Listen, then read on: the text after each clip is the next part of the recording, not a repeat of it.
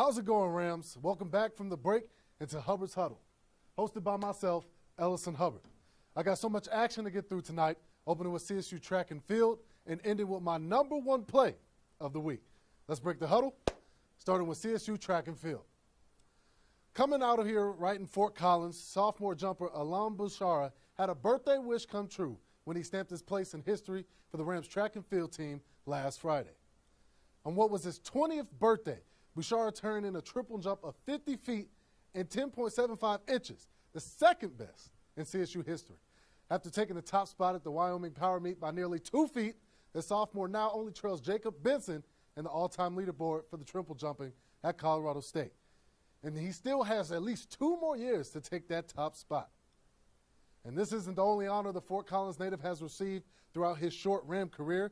As a freshman in 2019, Bouchard competed in the Mountain West Championship and placed 4th in the triple jump and 10th in the long jump.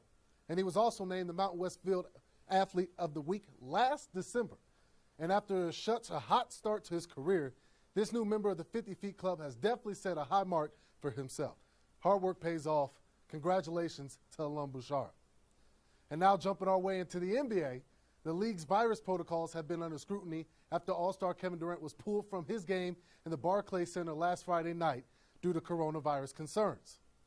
Just hours before what ended to be in the Nets' loss, Kevin Durant was reportedly in close contact with a team employee who tested positive for COVID-19. Eventually, Brooklyn ended up informing the league of Durant's close encounter, which led to his frustrating night in the NBA. And like every other game in his 15 years of his pro hoops, Durant was originally named the starter. But due to contact tracing protocols, he was pulled during his pregame warm-up. Later on, KD was cleared to play and came off the bench, but was pulled once again in the third quarter after an NBA official told Durant that he had to leave the game for safety reasons. To voice his displeasure, minutes after the game, Durant tweeted, "Free me!" in retaliation of the NBA rules. Other Brooklyn teammates, including star guard James Harden, was also frustrated with how inconsistent the league was.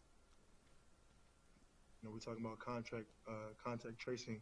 He was around all of us, so I don't understand why he wasn't allowed to play and then was able to play and then took back off the court. If that was the case, we should have just postponed the game. That's how I feel. Luckily for Nets fans, though, Brooklyn head coach Steve Nash said on Saturday that after KD quarantines for 6 days and sits out the next 3 games, he will be eligible to return on Saturday against his former team, of course, the Golden State Warriors.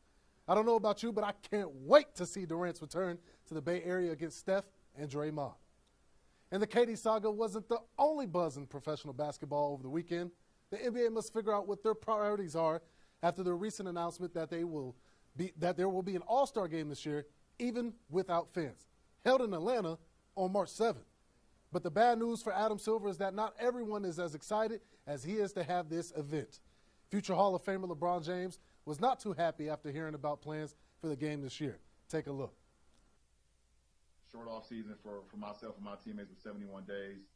And then coming to the season, we were told that we were not having an all-star game, so we had a nice little break.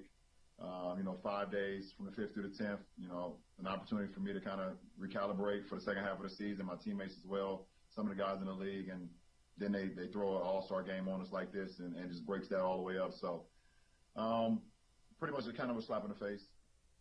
Now, LeBron isn't the only guy with this mindset either. Stars like Giannis, De'Aaron Fox, and Jokic have said they would rather rest than play in an all-star game where no fans can be. And speaking of the fans, many also aren't too happy with the NBA's plan. SB Nation held a poll for the fans asking, should there be an all-star game in 2021? 61% of those votes were no. So, is this decision by the NBA a smart one during this pandemic? Maybe there's a financial reason for why Silver wants the contest to go on. Only the coming weeks will tell whether LeBron and the rest of the league superstars can force a cancellation.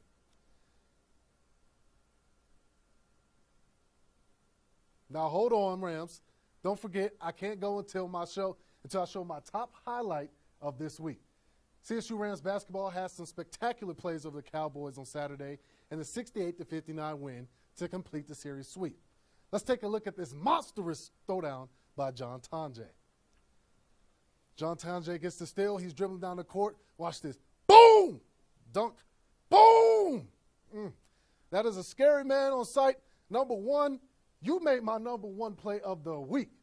That's all I have for you tonight, Rams. But don't go away, because up next, Tygo Branson has a lot of news for you on the axe throwing bar here in Fort Collins. Stay tuned.